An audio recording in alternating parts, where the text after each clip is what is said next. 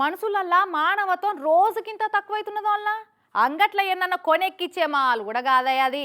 అదే జీవరాశులలో చూడుర్రి, జాతి వైరం ఉన్నా కూడా జీవన్మరణ సమస్య వచ్చినప్పుడు అన్నీ ఒక్కటే అవుతున్నాయి. మనుషులను మించిన మంచితనంతో ఉంటున్నాయి. ఇంతకు ముచ్చటేందంటారా? చూసినా పోరిపురాగా. మధ్యప్రదేశ్లో ఉన్న పెంచు రిజర్వ్ ఫారెస్టులో ఇచ్చంతరాల ముచ్చటైంది. ఒక అడవి పందిని వేటాడుకుంటా పెద్ద పులి తరుముకుంటూ వచ్చింది. పెద్ద పులి భయానికి తప్పించుకో చూసిన అడవి పంది కానక పోయి సియోల్ అనే ఊరి దగ్గర ఉన్న యోసం బాయిలో పడ్డది. అడవి పందిని ఎట్లయినా ఇప్పుడు గావు పట్టాలని పులి కూడా అదే ఆవేశంతో బాయిలో దుంకింది. తీరా బాయిలో పడ్డాక రెండింటికి అర్థమైంది పైకెక్కలేనంత లోతుల పడ్డామని. ఇక అట్లకెళ్ళి పోయిన రైతులు బాయిలో అడవి పంది పెద్ద పులి పడ్డది చూసిరు.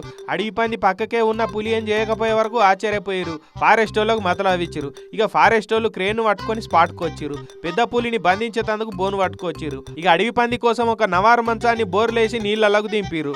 ఇక రెండు జీవాలు చూడురి, ఎక్కడైనా వేటే కావచ్చు కానీ ఇక్కడ మాత్రం వద్దు. ముందుగాలైతే ఈ గండం నుంచి గట్టెక్కిందే కావాలనుకున్నట్టున్నాయి రెండు జీవాలు.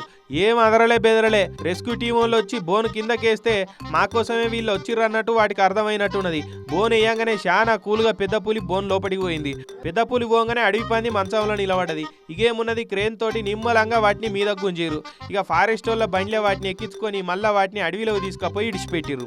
అక్కడికి అట్లున్నదా ఉత్తరప్రదేశ్ కుషీనగర్ లో చూడురి. విశాల్ అనే ఈ స్నేక్ సేవియర్ బ్రదరు కెనాల్లా కొట్టుకపోతున్న పెద్ద కొండ శిల్వను సింగిల్ హ్యాండ్ తోటి ఎట్లా పట్టుకున్నాడో చూడు. అగో రెండు చేతులతోటి పట్టుకుంటేనే ఆగేటట్లేదు ఆ కొండ శిల్వ. అసొంటిది లట్కన ఎంత మంచిగా పట్టిండు. ఏం గుండె బ్రదర్ నీదైతే.